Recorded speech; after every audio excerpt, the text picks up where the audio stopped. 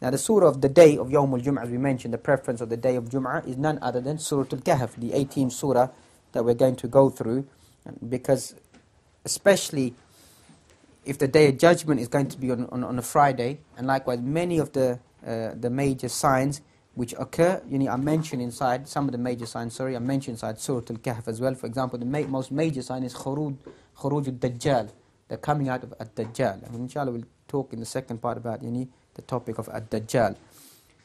And thus you find many ahadith talking about من حفظ عشر آيات من أول سورة الكهف عصم من الدجال. Whoever memorizes the first 10 ayat from Surah Al-Kahf will be protected from Ad-Dajjal. من قرأ العشر الأواخر من سورة الكهف عصم من فتنة الدجال. Whoever memorizes the final 10 ayat will be protected from Ad-Dajjal. In another narration you find من قرأ ثلاث آيات من أول سورة الكهف. Whoever recites the first 3 ayat of Surah Al-Kahf will be protected from Ad-Dajjal.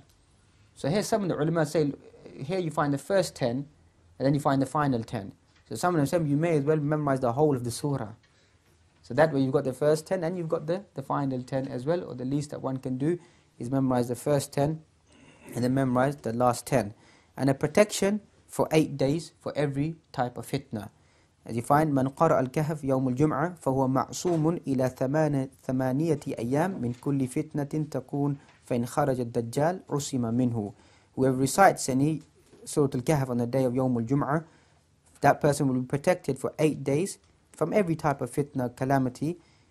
كل تكون فإن خرج الدجال عصم منه. And if the Dajjal comes out, then that individual will be protected from Ad-Dajjal.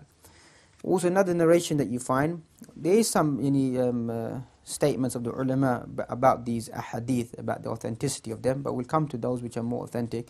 البيت الذي تقرأ فيه سورة الكهف أو البيت الذي تقرأ فيه سورة الكهف لا يدخله الشيطان تلك الليلة.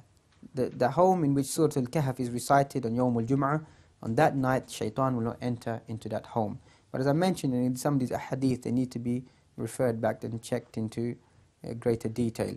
But a hadith which is checked and authenticated is من قرأ سورة الكهف في يوم الجمعة أضاء له من النور ما بينه وبين الجمعتين.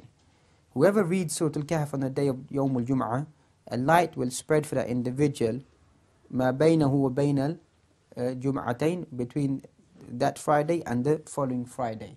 So whether the person reads it, once again ulama fiqh begin to discuss whether to read it before the imam begins the khutbah, or is it afterwards.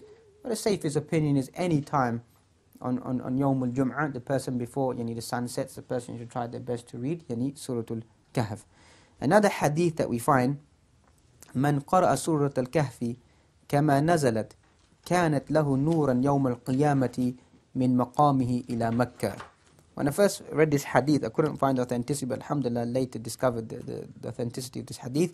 But first we'll narrate the hadith. Whoever reads Surah Al-Kahf, كما نزلت, the way it has been sent down, it will be light for that individual on the day of judgment من مقامه إلى مكة, from the place he is all the way going to Mecca. إسناده الصحيح كما ذكر الشيخ ناصر الدين الألباني رحمة الله عليه. And its isnad is authentic as checked by the late Sheikh of Hadith, Sheikh Nasiruddin Al-Albani rahmatullahi alayhi. So to gain that light in the hereafter, then, and we should be trying to gain that light, because literally if you read some of the ahadith which talk about, for example, Al-Bara ibn Azib. Bara ibn Azib says, كان رجل يقرأ سورة الكهف. A man was reading Surah Al-Kahf. فقال, and then you find that a sakina came upon this individual. Tranquility came down upon this individual because of the reading of the Quran. Now if we analyze this hadith, you find that the reason of this tranquility is a famous hadith that you find that Usayd ibn Hudayr was with his son, and he was reciting the Quran, and all of a sudden the horse which was beside him, because he was reading in the stable, began to move, and then he stopped reciting. Then he began to recite again, and the horse began to move again. Then he recited again, and then on the third occasion, then he stopped reciting, fearing that his son, as far as I recall, Yahya, could be trampled upon. Then he looked up in the sky and he saw clouds of light, masabih, And he saw these clouds of lamps of light that were there above him. And then he stopped reciting.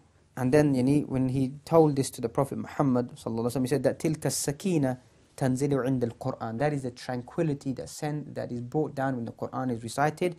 Or tanazzalat lil-Quran, or because it comes down because of the reading of the Quran.